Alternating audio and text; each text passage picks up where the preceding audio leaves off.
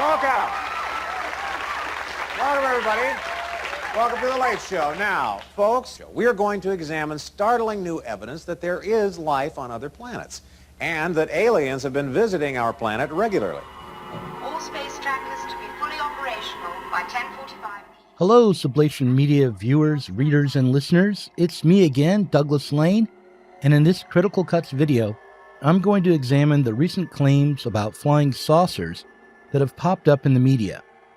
Specifically, I'll be turning to Slavoj Zizek's critique of ideology to help me understand this moment wherein we are all being bombarded by a strange form of state propaganda called the psyop.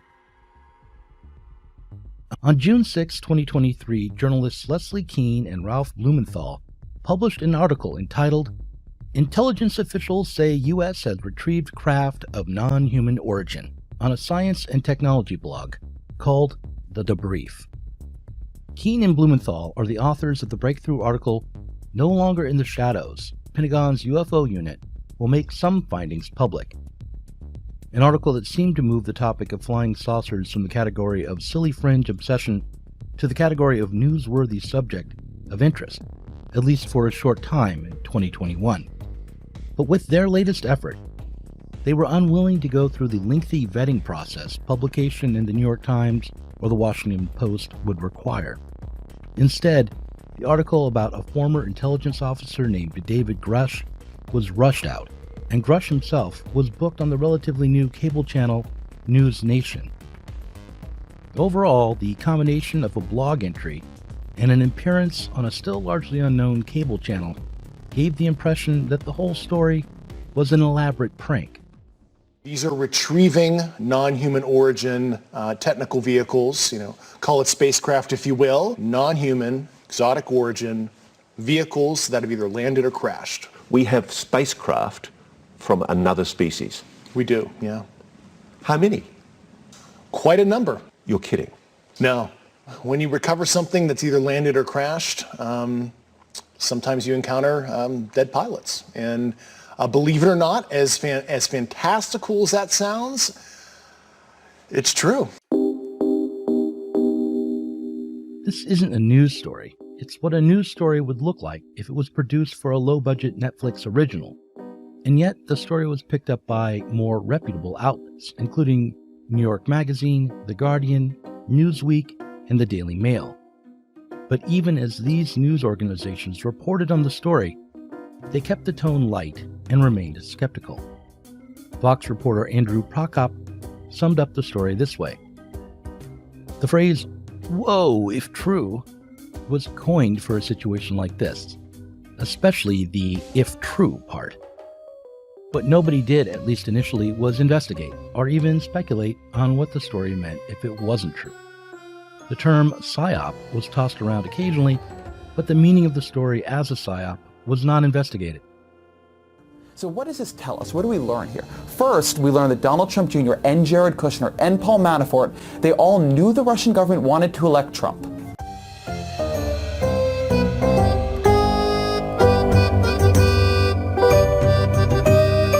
According to the RAND Corporation's Handbook for Tactical Operations in the Information Environment, the purpose of a deception is not just to trick someone. The purpose is to cause an adversarial decision maker to take actions or inactions harmful to themselves and favorable to you. Psyops aim to either increase or decrease ambiguity. If the target of a psyop is already behaving as you prefer, making a mistake, the deception story and related events should be designed to decrease ambiguity to prevent a change in this behavior.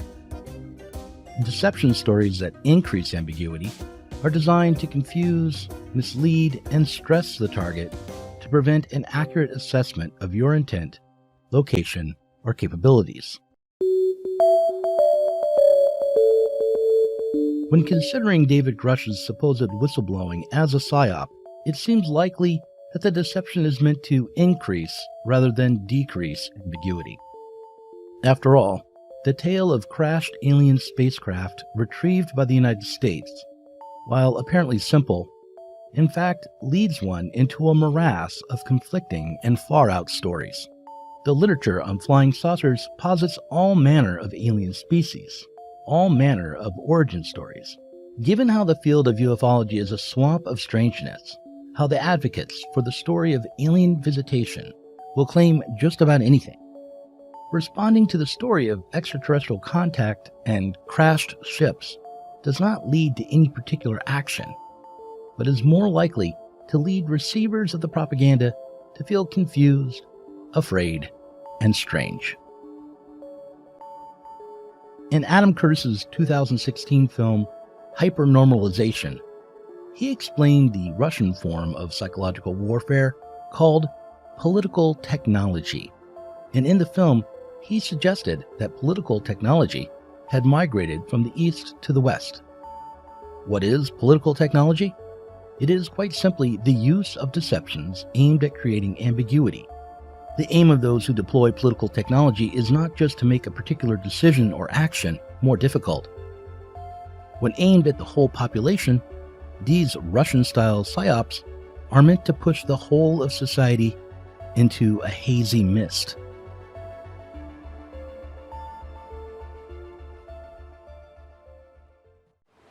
It's a landscape that's highly fragmented. It's a space that decenters you, makes you feel lost.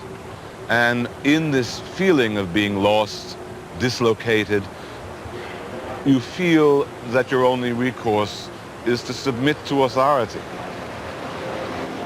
You're helpless. You're made helpless. You're peripheralized. You're lost in these spaces. And the way you accommodate yourself to them and the way you survive in them is essentially to submit to forms of overseeing, social control, authority, often invisible, by the way, because part of being lost is that even when you're willing to submit to authority, you can't find it.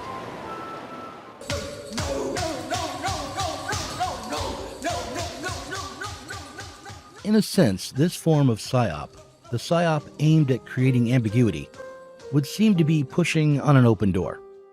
After decades of post-structuralist thought, including the idea that nothing can ever be clearly communicated, but rather that meaning arrives as an oppressive force delivered to you through a network of power and authority, or even more after millennia of philosophical debates about abstract questions such as what does it mean to know something, or what is it to be or to exist? And most especially after all the shocks of post-bourgeois history, for instance, the shock and trauma of World War I. This idea that one need attempt to create confusion and ambiguity might itself seem hopelessly optimistic or naive. And yet, for all of the inherent confusion involved in pluralistic and nominally democratic societies, we do see an intensification of the inherent confusion. After the defeat of Bernie Sanders and the retreat of the left, our sense of powerlessness is pervasive. There is no project for change, and seemingly no shared basis upon which to build one.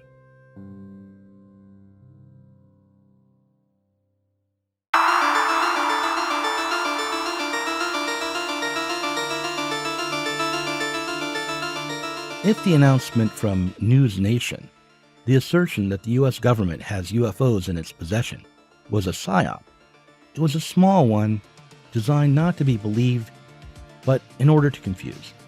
It was an anesthetic for the public, a new form of opium for the masses. Not because it convinced anyone, not even because it distracted people from some other story that might have motivated them into action. In order to understand how this confusion works and its political effects, let's take up the Zizekian notion of the ideological fantasy. In this way, we can dispel the idea that the confusion created involves whether there are or are not aliens in bunkers. Rather, what we should allow ourselves to consider is that this psyop is aiming to obscure the character of our society. The Grusch story is designed to be cynically disavowed by the conscious mind, even as it reinforces our ruling ideology. For Zizek, every ideological structure relies upon its opposite in order to function. For example, American ideology publicly insists that the U.S. is a uniquely free country and that its citizens are rugged individuals. However, in order for this ideology to function, we must also secretly believe that America is a conformist society filled with weak-minded consumers. We must secretly believe that America is a land filled with infantile reactionaries, driven either by oral needs as consumers, by violent narcissistic rages, or both.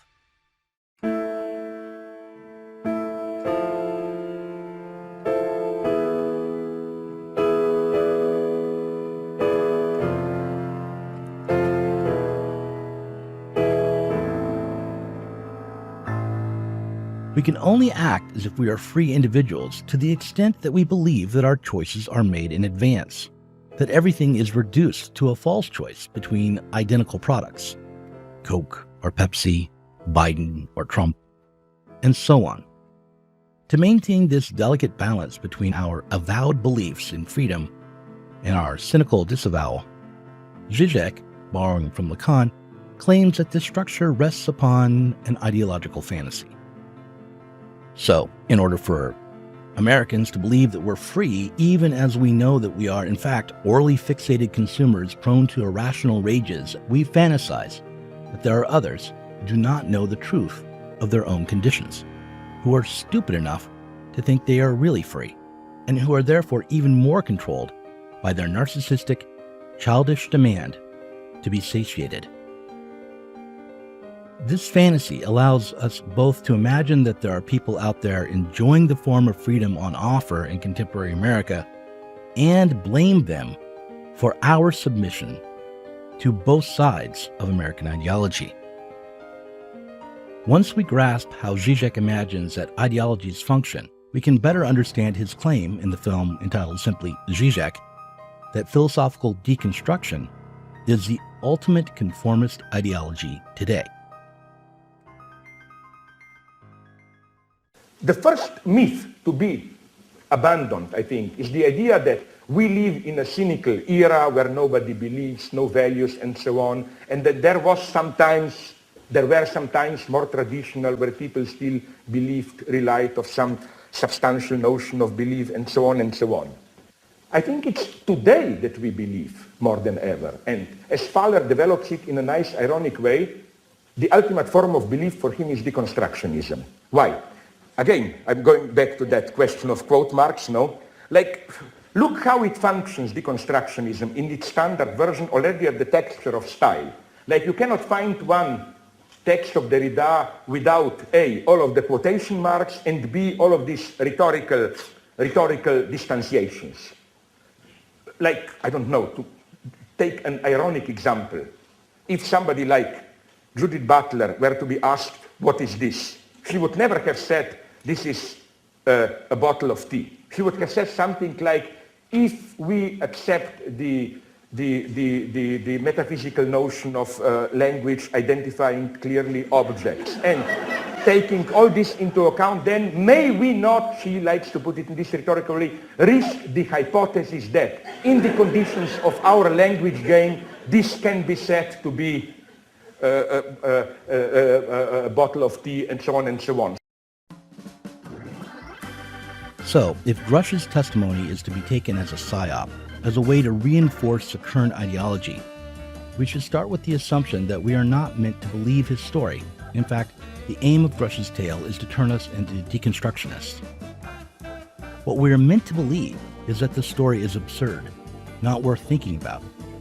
We are meant to say, as many are saying about the origin of COVID-19, that we may never know just what Grusch's whistleblowing means. And even more, we are meant to decide that this is for the best. It's tempting to stop here, to leave off with the familiar critique of post-structuralism, to leave it to you to work out the full implications of this video for yourself. But to do so would be an abdication of the argument I'm attempting to lay out. The Grusch story should be considered as either true or as a deliberate lie perpetrated by the state. Right now, we all interpret the world as if it is outside of our control. The realm of politics is opaque, irrational, and alienating. so alienating that nothing can be done about it. The current technocratic security state is a fact of life, nearly a natural fact. Even more, submitting to the authority of the technocratic state is deemed to be preferable to risking unleashing the idiots who believe themselves to be mavericks, independent thinkers, or in any way free. After all, they're so stupid, they probably believe that flying saucers are real. Maybe instead of just accepting this story as one more absurd thing on the news, we should try to organize a citizen effort to demand that the truth behind the story be revealed. After all, if we let them lie to us as blatantly as they appear to have done with this, when will we ever demand the truth? If we submit to this imposed ideology of ignorance, how will we ever hope to change our collective condition?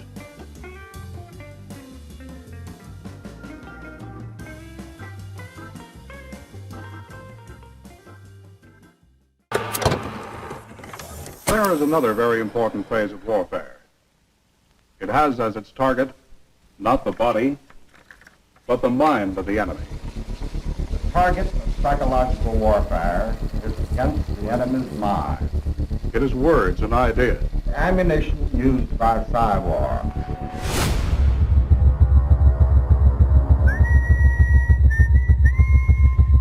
Its mission is to influence the thoughts of the enemy soldier, and at the same time is expected and encouraged to study foreign languages and the social sciences such as history, economics, and sociology.